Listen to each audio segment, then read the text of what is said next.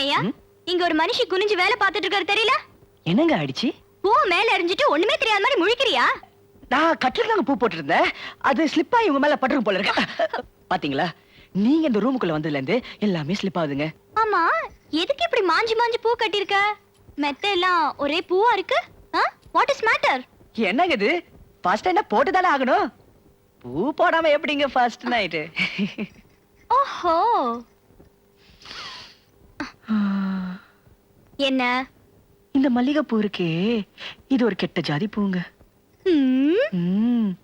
அது ஏனுங்க இந்த பூ வாசனை மட்டும் சும்மா கும்முன்னு ஏறுது?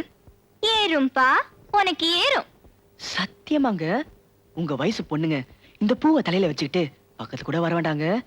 அங்க எங்கேயாவது தூரமா நடந்தா கூட சும்மா பக்குன்னு இழுக்குங்க.